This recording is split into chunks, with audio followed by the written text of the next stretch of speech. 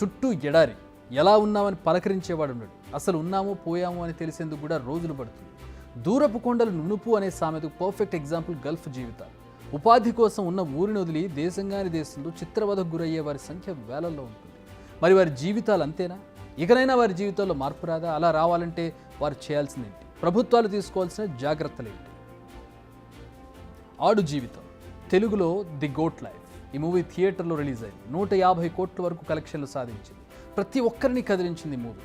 బతుకు తెరువు కోసం ఓ ఏజెంట్ సాయంతో సౌదీకి వెళ్లిన బెన్యామిన్ నజీబ్ ఎలాంటి విపత్కర పరిస్థితులను ఎదుర్కొన్నాడు, ఎలా బయటపడ్డాడు అనే విషయాలను మనసులను కదిలించేలా తెరకెక్కించింది మూవీ టీం.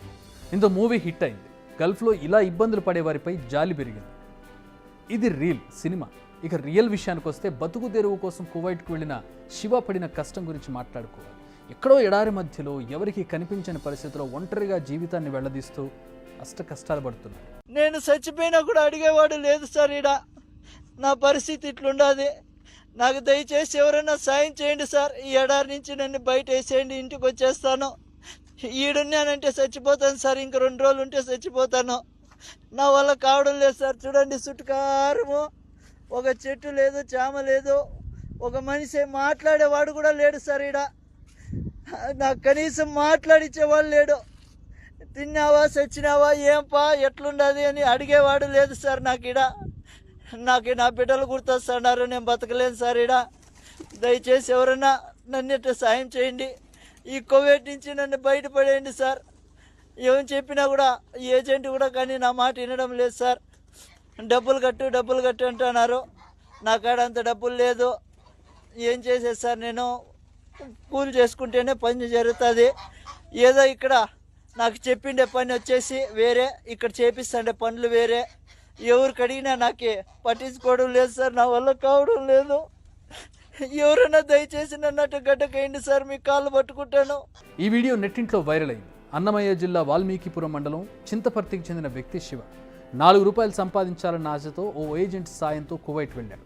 అక్కడికి వెళ్ళాక ఎడారిలో పశువులను మేపే పనిలో పెట్టారు శివ. దీంతో తనను ఇక్కడి నుంచి కాపాడాలంటూ ఓ వీడియో చేసి టీడీపీ నేతల దృష్టికి తీసుకొచ్చారు. వెంటనే ఏపీ మంత్రి లోకేష్ స్పందించారు. ఇండియన్ ఎంబసీకి ఇన్ఫార్మ్ చేశారు. దీంతో అతన్ని కాపాడింది. వెరీ సూన్ అతన్ని ఇండియాకు తీసుకురానున్నారు.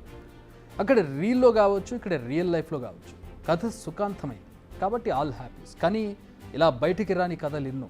ఎడారుల్లో అష్టకష్టాలు పడుతున్న వారి సంఖ్య ఎంత, వీరందరి సంగతి ఏంటి అనేది ఇప్పుడు అసలు క్వశ్చన్. ఉన్న ఊర్లో సరైన ఉపాధి దొరకదు. ఒకవేళ దొరికినా వచ్చే సంపాదన సరిపోదు. వ్యవసాయం చేసుకునేందుకు సరైన పరిస్థితులు లేక తెలుగు రాష్ట్రాల్లో చాలామంది గల్ఫ్లో పనులు చేసేందుకు వెళ్తారు.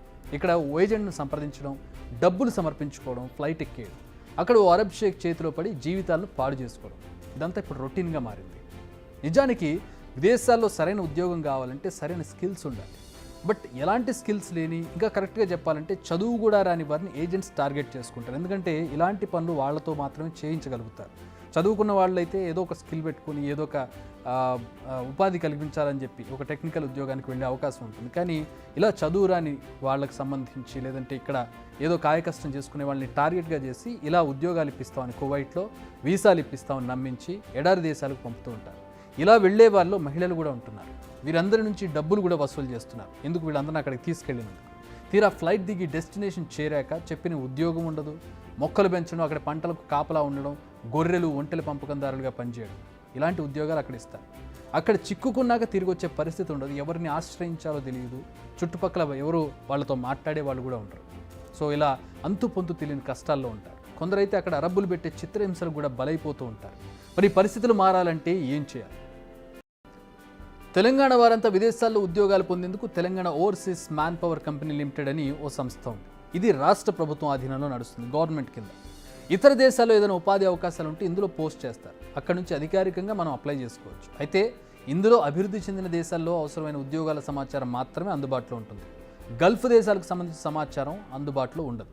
కారణం, అరబ్ దేశాలకు వెళ్ళి పనులు చేసే వారికి సరైన స్కిల్ ఉండదు.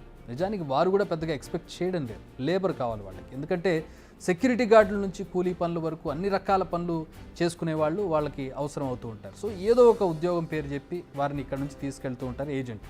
ఒక అట్రాక్ట్ చేస్తూ ఉంటారు. మీకు ఇంత ఇస్తారు, ఈ పని చేయాల్సి ఉంటుందని ఒక అరచేతిలో వైకుంఠం చూపెడుతూ ఉంటారు. దాన్ని నమ్మి వీళ్ళు మోసపోతూ ఉంటారు. కానీ అక్కడికి వెళ్ళాక పని వేరే ఉంటుంది. మళ్ళీ తిరిగి వచ్చే పరిస్థితి ఉండదు. అరబ్ షేకుల నుంచి భారీగా డబ్బు దడ్డుకుంటూ ఉంటారు ఈ మధ్యలో ఉండేటటువంటి దళారు. ఇకపై ఇలాంటి విధానాలకు చెక్ పడాలి. అప్పుడే ఇలాంటి గోసలు తప్పుతాయి. 2 తెలుగు రాష్ట్రాలు కూడా ఉపాధి కోసం ఇలా అరబ్ దేశాలకు వెళ్లే వారిపై దృష్టి సారించారు. అటు ఏపీ నుంచి వెళ్తూ ఉన్నారు, ఇటు తెలంగాణ నుంచి కూడా వెళ్తూ ఉన్నారు. అక్కడ ఉద్యోగాలు నిజంగానే ఉన్నాయా, ఉంటే ఉద్యోగులకు సరైన సదుపాయాలు కల్పిస్తున్నారా లేదా, ఏదైనా ప్రమాదం జరిగితే పరిస్థితి ఏంటి, ఇలా అన్ని విషయాలపై ఆరా తీయాలి. అవసరమైతే అక్కడ ప్రభుత్వంతో నేరుగా సంప్రదించే విధంగా ఏర్పాట్లు చేయాలి. అప్పుడే ఇలాంటి ఘటనలు రిపీట్ కాకుండా ఉంటాయి. లేదంటే ఆడు జీవితం, శివ లాంటి కథలు రిపీట్ అవుతూనే ఉంటాయి. బిగ్ టీవీ అవుట్లుక్ కథనాలు నచ్చితే వెంటనే బిగ్ టీవీ ఛానల్ ను సబ్స్క్రైబ్ చేయండి.